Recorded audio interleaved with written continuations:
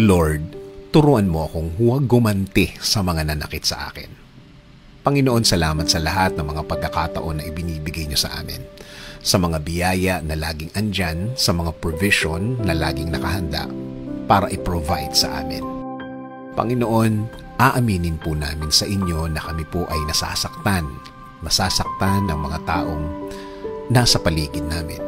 Para po silang nananadya, para pong laging nakabantay na sa bawat pagkakamali namin ay sila ay laging pumupuna. Lord, nasasaktan po kami. Nasasaktan at nawawala sa focus sa aming mga ginagawa. Marami ang nagiging epekto sa amin ng mga bagay na hindi namin akalain na magagawa ng mga taong ito sa amin. Panginoon, alam po namin na sinabi niyo po sa word niyo na dapat sa inyo ang pagganti.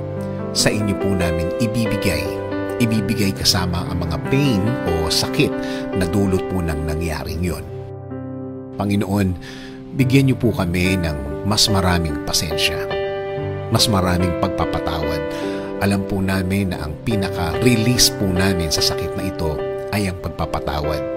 Kaya Panginoon, turuan niyo kami na maging mabuting Kristiyano, maging mabuting tao.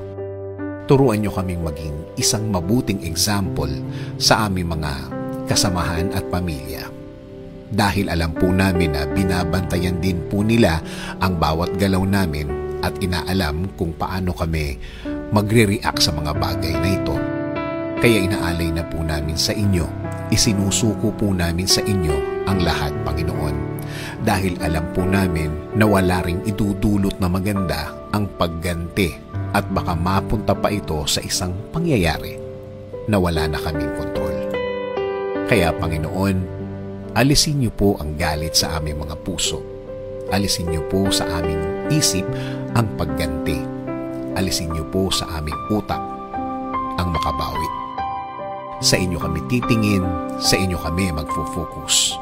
Palitan niyo ang lahat ng aming nararamdaman ng pagmamahal at pagpapatawad.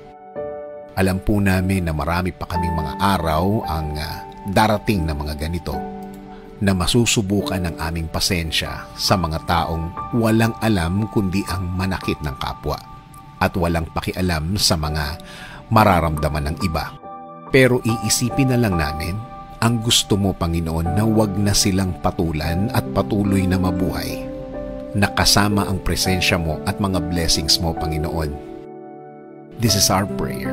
In Jesus' name, Amen. Sabi nga sa Romans 12:19, Beloved, never avenge yourselves, but leave it to the wrath of God, for it is written, Vengeance is mine, I will repay, says the Lord.